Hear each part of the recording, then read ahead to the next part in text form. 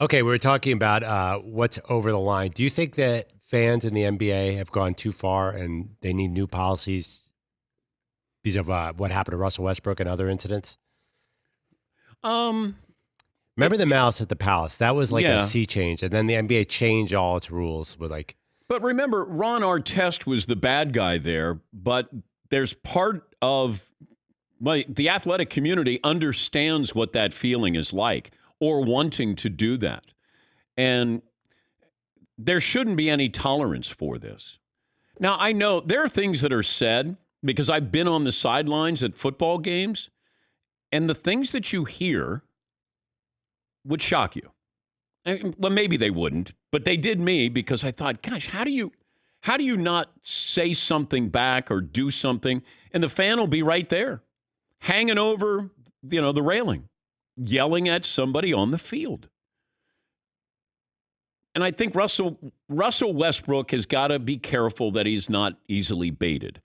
He had an incident, I believe, in Utah with somebody's cell phone taking a picture of him, and he knocked it out of their hands.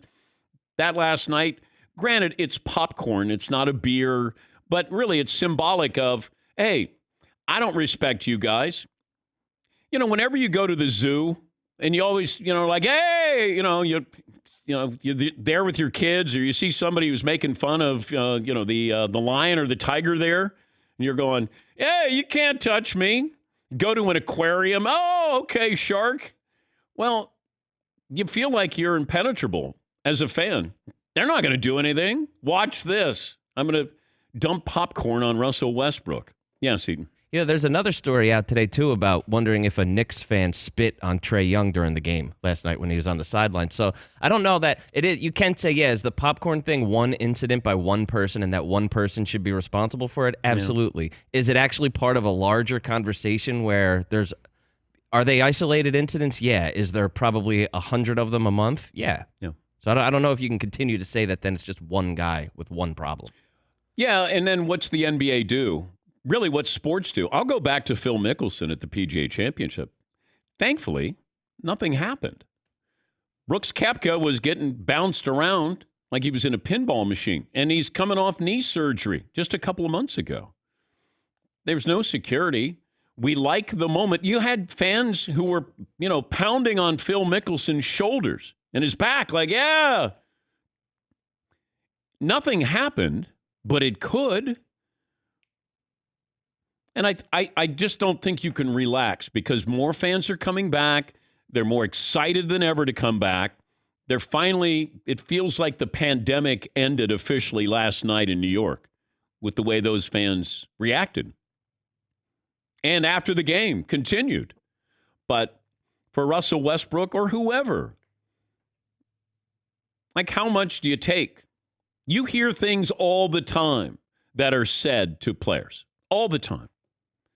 And I don't know how you're able to internalize that and just say, okay. I truly don't.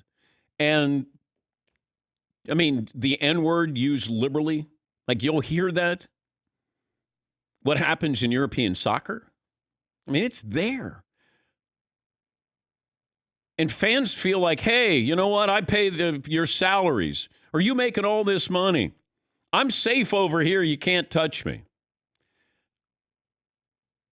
Maybe it's not a pattern, but I would be certainly on edge that it could be a pattern with these fans coming back. And, I'm sorry that Russell Westbrook had to hear this, see this, feel this.